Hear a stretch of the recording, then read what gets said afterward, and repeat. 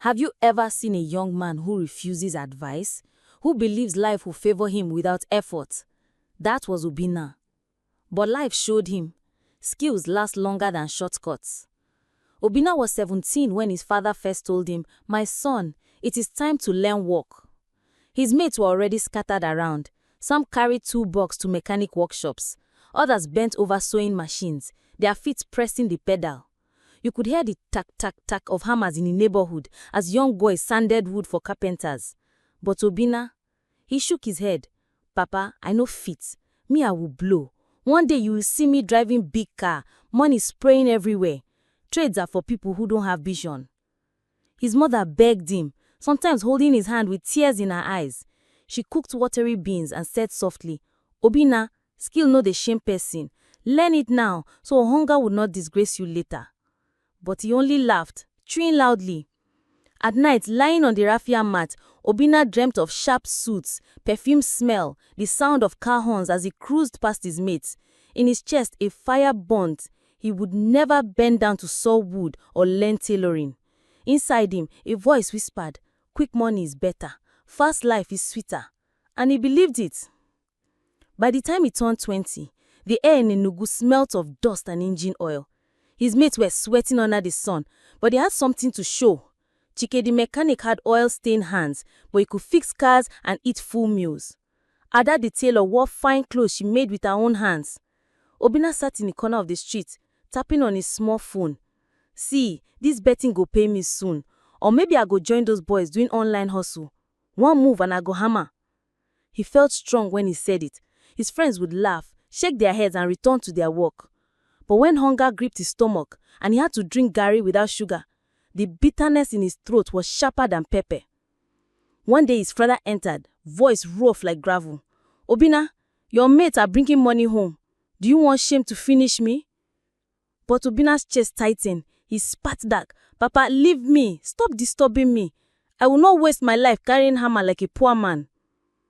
That night, while the harmattan wind blew through the cracked windows, Obinna's heart beat fast. He told himself again, "They will soon see. My shine is coming." Rain fell heavy one evening. Obinna came home drenched, his shirt sticking to his thin chest. His stomach was empty, his pocket lighter than smoke.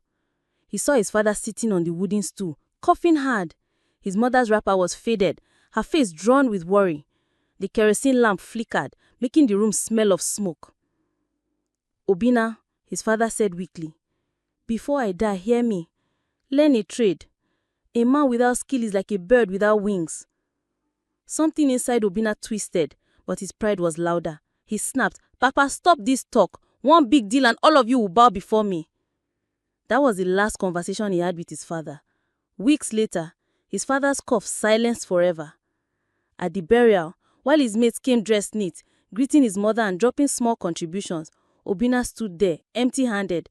His chest burned with shame. The sound of spades hitting the coffin echoed in his ears like thunder. For the first time, a shadow of fear entered him. What if my shine never comes? Obinna was now 28. His dream of quick money had faded like smoke in the harmattan sky. His hair was rough, his slippers broken, his face lean.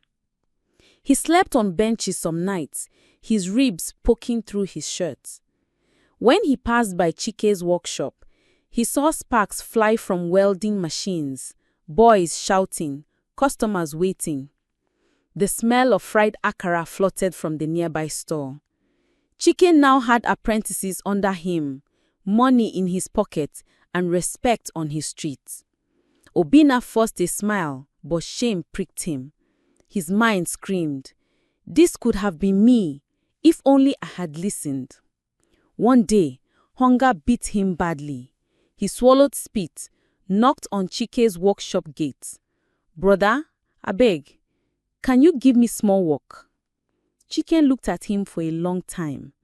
His eyes softened with pity, but hardened with truth. "Obinna, you should have started long ago.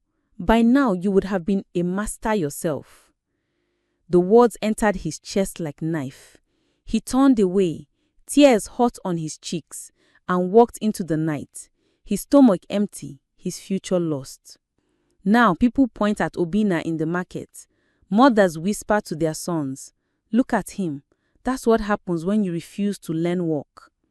He drifts through life wearing torn clothes, his hands shaking from hunger. He watches Ada drive past in her second-hand car. Emeka, once the smallest among them, now runs a small shop and sends money home.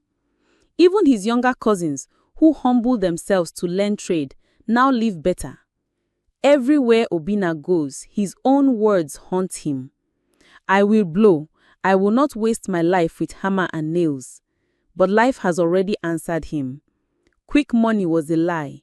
Hard work lasts. Skills give a man wings. Obinna sits on a bench staring at the dusty road. Children's laughter in the background. Akara smell in the air. His heart is heavy with regret, and the story of his wasted life becomes a warning in his village. If you refuse to learn a skill, hunger will teach you in a harder way. The day came when Obinna had nothing left, not even garri. His mother's words echoed in his mind, "Skill no dey shame person." He walked to Chike's workshop again. His head was bowed low, his voice broken. "Chike, abeg, don't chase me, even if it is sweeping this place. Let me start." The workshop was filled with the smell of oil and iron dust, hammers beating like drums. Boys half his age were apprentices, sweating but smiling, their hands black with grease. For a long moment, Chike said nothing. Then he sighed. "Obinna, pride nearly killed you. But if you are ready, truly ready, no work dey shame man. Come back tomorrow. You will start as apprentice, like the small boys." Obinna's heart sank. At 28, starting from the bottom felt like shame written across his forehead. But hunger had already broken him. He whispered, "Thank you."